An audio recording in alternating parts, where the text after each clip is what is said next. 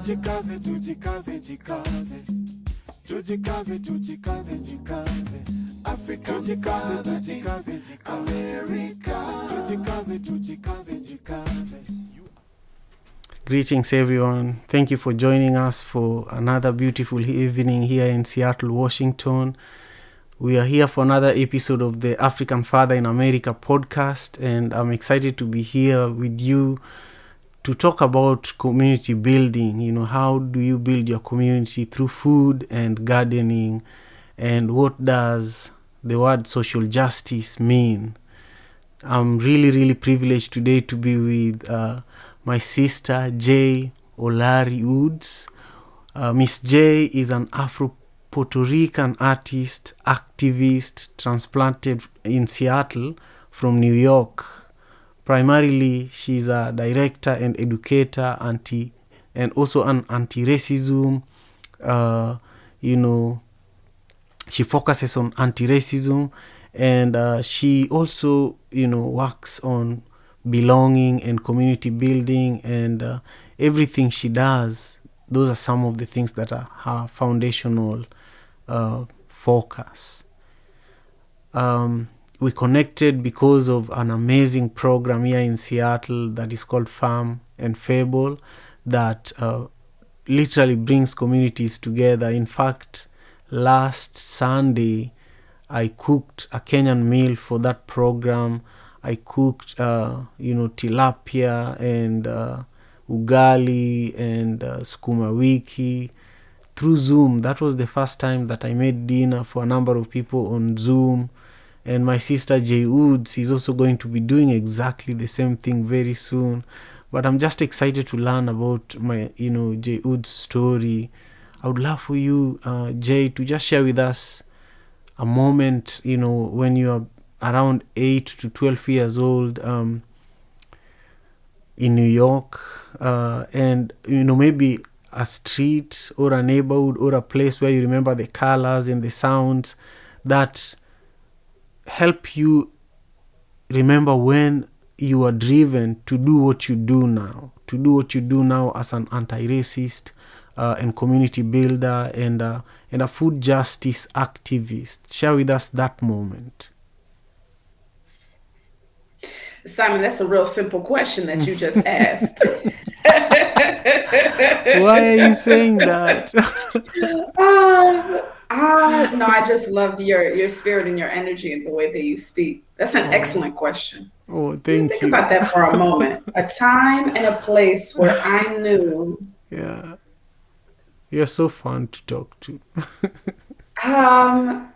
It's actually a couple years.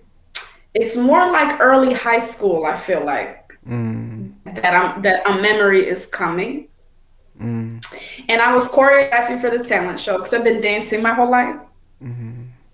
And so I was choreographing a little something for the talent show.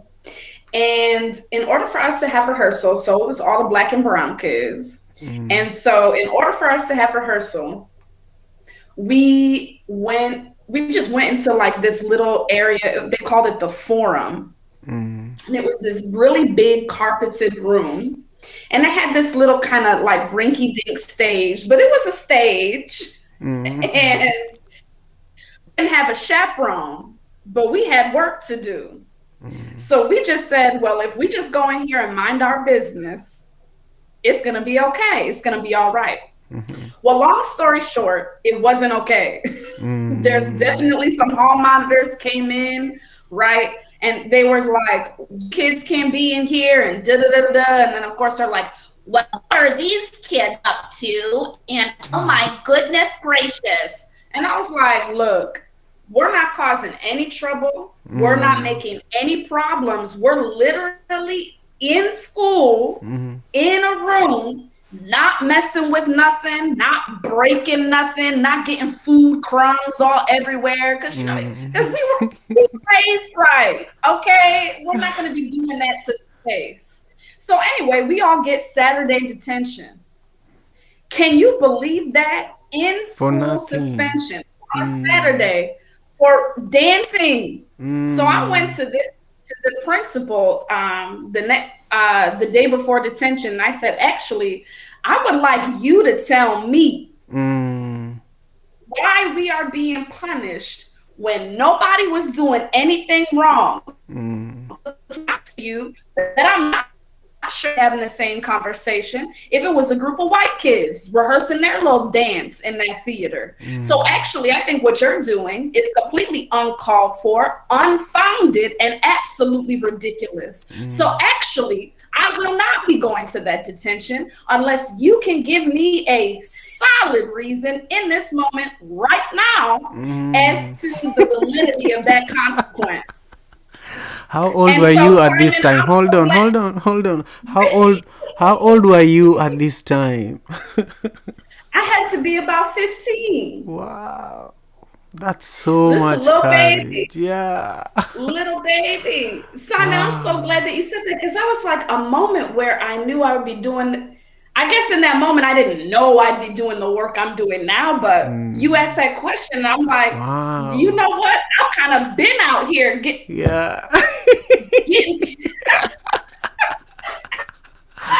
Oh oh my my gosh. God. Simon, You that's a know, great you know that energy that you just shared with me came from that moment. And I think in everything you do, you're just dropping a little bit. I think the world has not seen the complete J yet. I agree. Yeah, yeah, yeah. I felt it. I felt it. So then, now, what do you do now? What do you do now? Tell us. Like, what do you do with all that energy and the drive? And just, you know, how are you changing the world in this moment? I'm doing a lot of work across the pandemic, while many artists across discipline have been very worried about the state of theater and the state of film and of our sector and what's going to happen to us. Mm, I've been blessed to be able to do a little bit of work over the pandemic. Um, Doing a lot of work with students mm, in universities, talking to them about how they can look at their artistic practice mm, as inherently an activist practice, and what does that mean? What does anti-racism mean for a lighting designer? Right, a lot of these conversations are swirling around, and people are wondering, well, what can I do if I'm, quote, just the sound designer, right? Or just the props master. And as a matter of fact, there's a lot you can do, because there's a lot that you should do as a human being to help take care of the space that you're in, to mind what you say and how you say it mm-hmm, in the spaces that you're in. mm-hmm, How can you contribute to the weaving of identity in every space you enter? And mm-hmm, what does it mean to weave with, Jello, right? Some folks are out here weaving with Jello, mm-hmm. and other folks are choosing more sustainable tools. So, how can we lead folks to pick the sustainable tools, the tools that will allow them to speak up when something is obviously wrong, Right. to speak up when something is not as obvious, but you just have a feeling? And how can you be brave in space to share that feeling? Because it can be scary to say, I don't know. Right. For a lot of folks, it's a scary place to be in. And I like to look at I don't know as a space of abundant possibility. Because once we can admit that we don't know, we can get to the knowing. Right. Now It's that's hard. simple. It's, That's yeah, simple. it's, But once we can admit I yeah, don't know, we can get to the knowing. And I think yeah, that's such a powerful space. yeah, And to encourage folks to sit in that space and see it not as a place of scarcity of knowledge, but rather a space of abundant possibility for the discovery of that knowledge. And that's such an important distinction. That's a tangent. The spirit's coming through me now. That's an important distinction for me. No, I forgot we were interviewing. I'm just enjoying listening to you. You're just a wonderful orator. Yeah. Thank you. Do you do speaking engagements? Yeah. That's great. You should do more. I should be your manager. Okay, let's do it. Simon, get me booked. Get me booked, Simon. Oh my God, you're so good. But listen, share with me some of the ways that here in Seattle, people can learn to get to I don't know.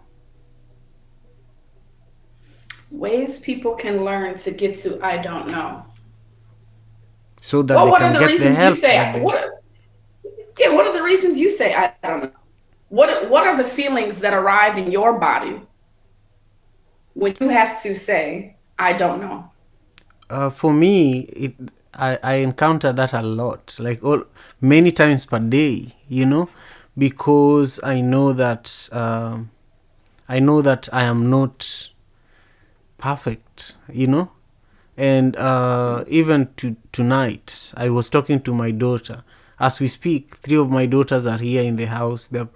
And my wife, my wife went out with her sisters. It's Mother's Day tomorrow, and my oldest daughter always likes to stay awake and wait for her mom to come home, however late it is. She's just, that's what she loves. But so towards bedtime, she asked me, Daddy, when is mommy going to be home? And she asks that question all the time whenever her mom is away. So I always say, I don't know, because I really don't know. But today I felt like, okay, we need to go further than this I don't know. So I told her, do you know, mommy knows her way back home. This is her house, So, but you know your way to bed, because it's bedtime.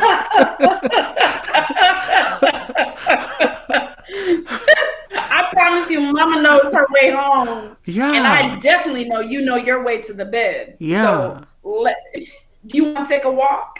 I know.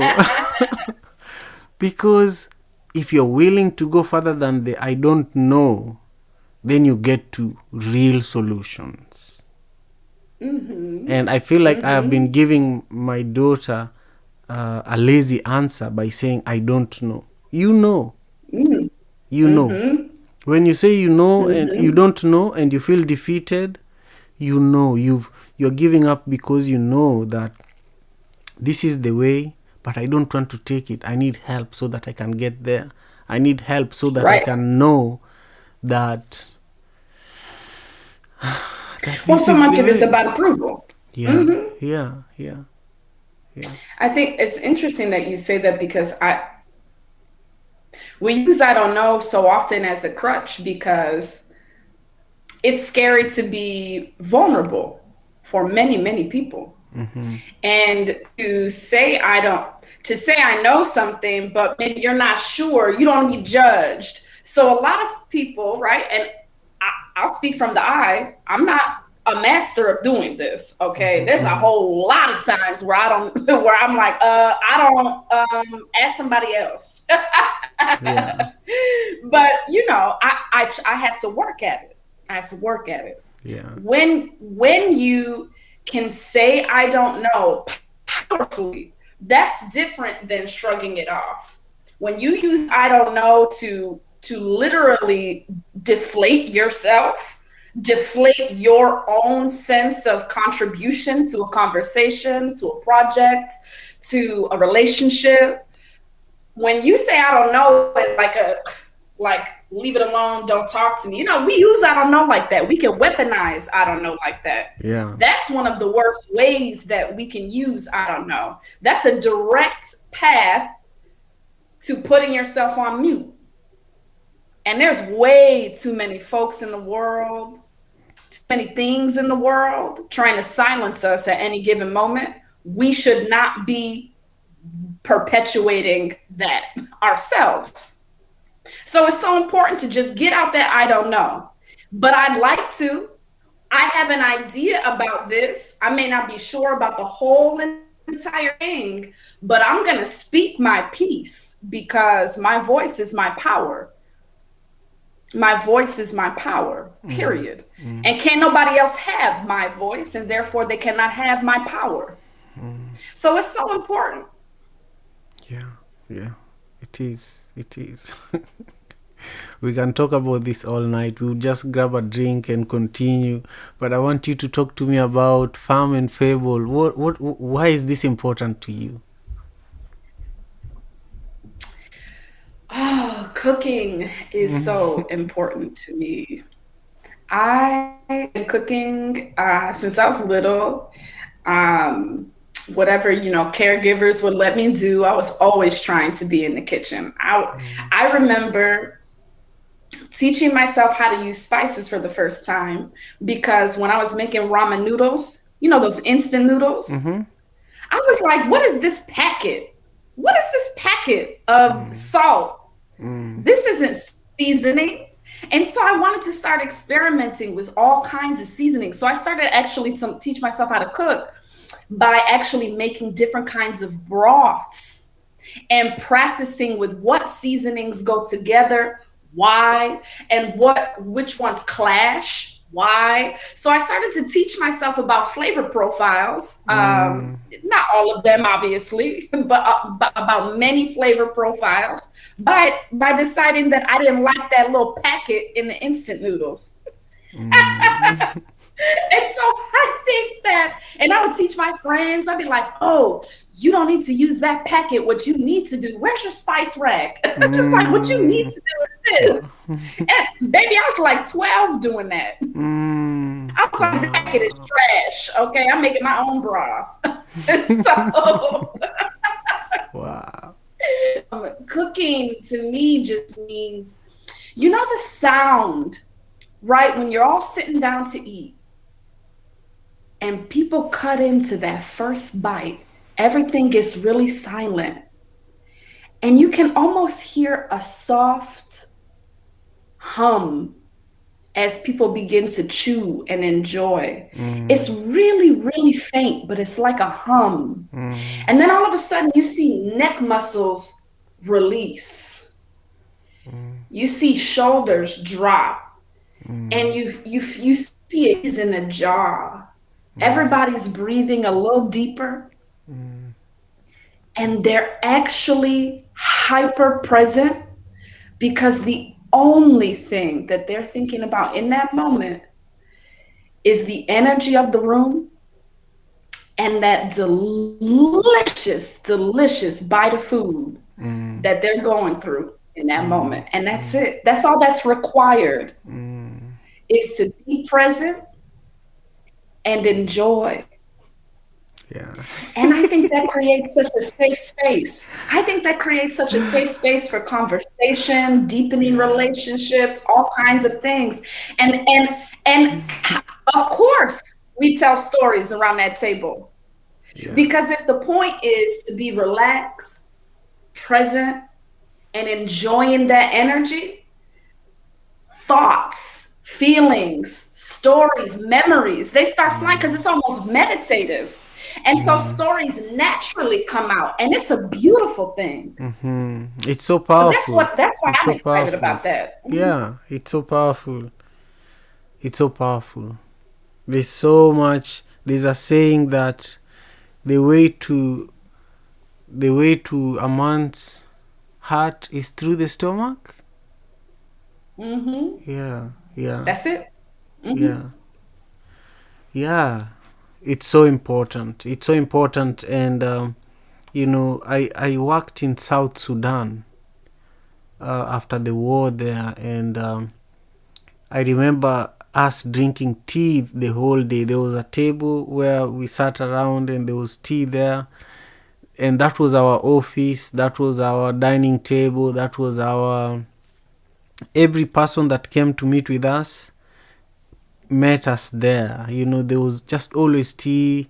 Maybe when it's lunchtime, then we have a different type of food, but it was the same spot, and I can't erase it from my mind. I can't erase those moments from my mind. I can't erase the voices and the conversations from that moment, just based on how you are sharing, It reminded me of that moment, but also it reminds me of my house here in Seattle with my daughters. I love putting my phone away and just eating with them.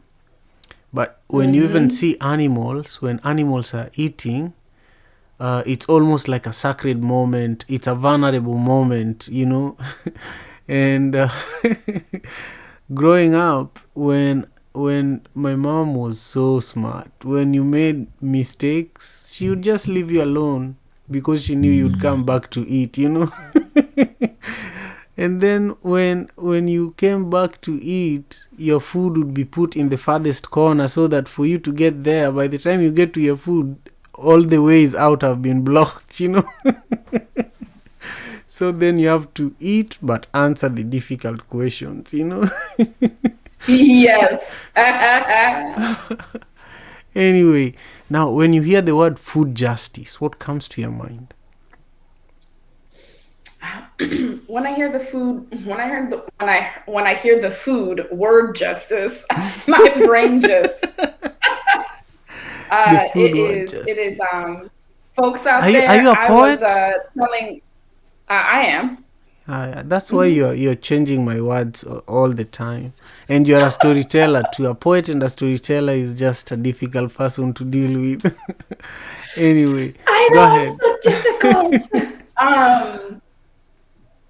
When I hear the word food justice, I immediately consider the obvious ones, which is like who has access to food, who doesn't, who has access to what kinds of food, and who doesn't, and the very real disparities there.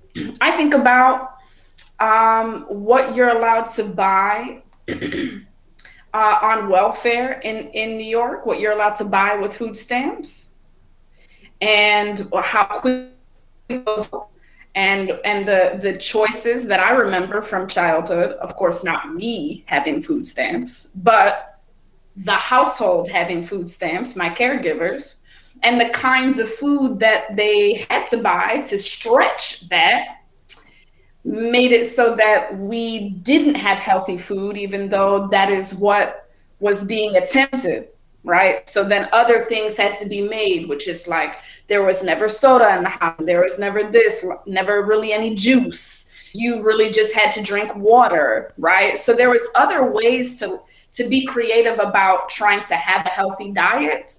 And so I just think about the subsequent health problems and subsequent and then inadequate access to healthcare, and then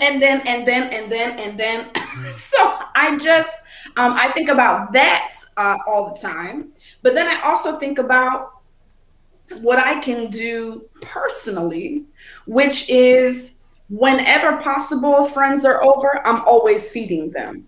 And so then being concerned about feeding the people is something that is always with me, which may be obvious because I love to cook so much that I'm kind of always thinking about that. But I'm always thinking about, has somebody been able to eat?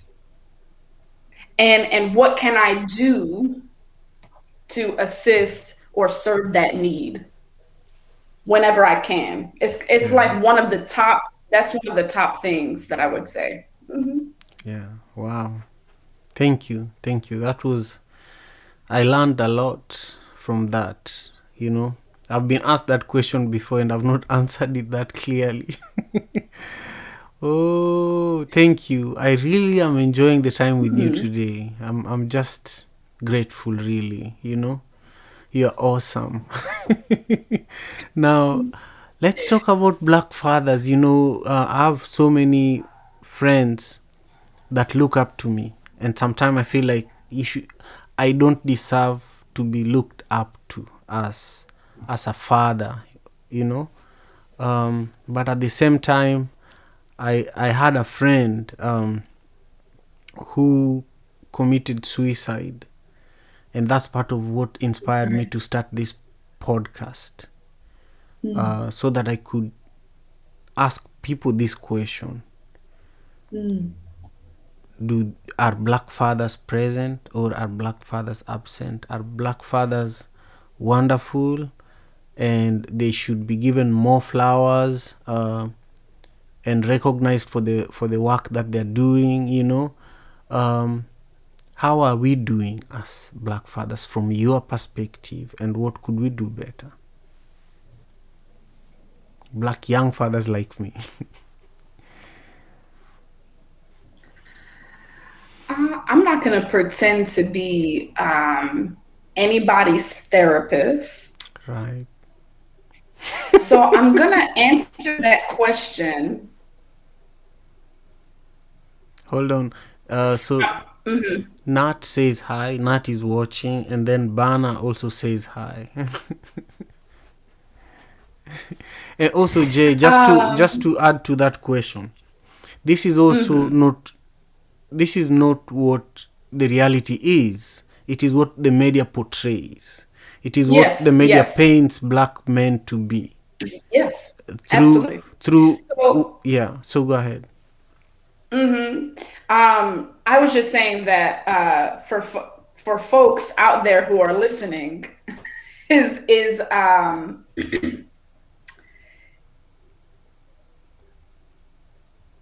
when, particularly in the West, but it is a global issue. Anti-blackness and racism and white supremacy is a global issue. It is. But particularly where I can speak from being born and raised in the United States, particularly in the United States, the media decides that a 5-year-old black boy is a grown man.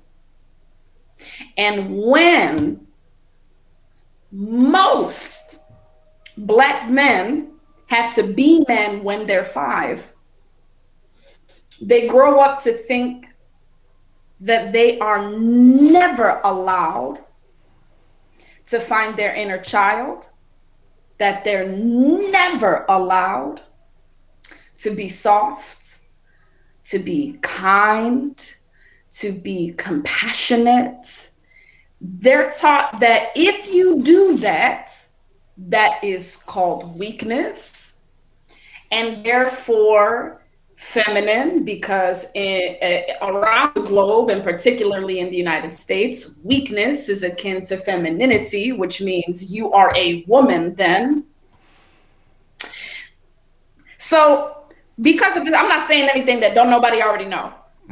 So what I would say to new black fathers, current black fathers, is that it's okay to breathe, and to breathe deeply. It's okay to release your shoulders. It's okay to relax your chest. It's okay to unclench your jaw. It's okay to unfurl your fists and to take them out of your pockets and stop gripping your legs. It's actually okay to release all of that, because you don't have to hold that. You don't have to hold it anymore. I'm so sick and tired of the media and of a lot of white people right now. And also, all skin folk and kin folk. So, we all are accountable for perpetuating anti-blackness to some degree, right? We have to check off. We have to check ourselves, okay? So what I would say is, to new black fathers, to current black fathers, that y'all have to be part of learning how to breathe freely, so that we can do our best to not put an example for our 5-year-old son that he has to be a man just like dad is a man. Because if he doesn't ever show the ability to relax and release that tension, all he's going to see is all of that subconscious messaging, that subliminal messaging, on top of what the media and society already screams at him from birth. So I would say, breathe, start to let it go, and start to live in the body you were blessed with, how it moves, how it loves, find the opposites, finding the tenderness, finding that juicy space of joy and delight and play, that inner child who was most likely stifled at a very young age and forced to be let go of, right? A long time ago. And how we find that inner child again, I think is so important. And to build that relationship. And so we can start to change this stuff. And it's going to take a while. It ain't on this current generation of dads. It's not going to change just with y'all. So don't feel that pressure. But we have to be part of instigating that change.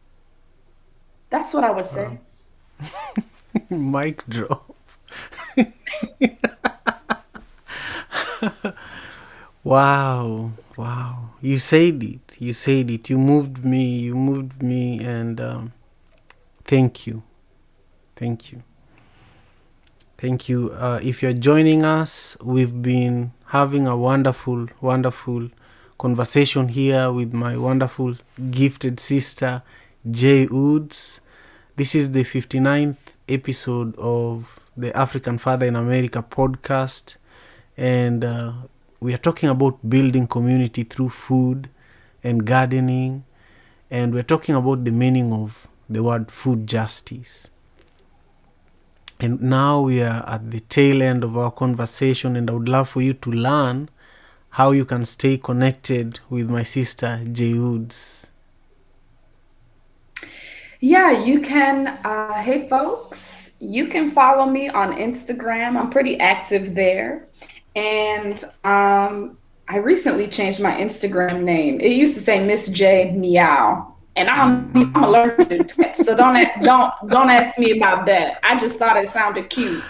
So my yes, my handle is Miss J Woods. So MISSJAY Woods, Miss J Woods on the gram. Perfect. Well, thank you so much. I'm grateful, for everyone that joined us on YouTube live to watch tonight's episode. And I'm also grateful for everybody who is going to be listening to this on all podcasting platforms in the next few weeks. Thank you so much, Nat Mengist, for joining us for this session, and also to the Common Acre for sponsoring this interview series, and also shout out to Black Farmers Collective, Nurturing Roots, and all the amazing people doing wonderful work out here in Seattle. With that, we are going to wrap up our conversation today. Misty Wisty is trying. You need to give a shout out to your friends out here, Jay Woods. Do you know Misty Wisty? Actually, is there a chat right here? Yeah, there is, but I can see the chat. Oh, nice. Anyhow, Nat, just say something to Nat and then we close. Hey, Nat. Thanks for coming. Okay, Jay, thank you so much for making the time. It means a lot, and I just deeply appreciate you for all the work you do. I'm so happy we were able to make this happen. let's connect on Clubhouse briefly. Okay. Okay. See you. Thank you. Mm-hmm.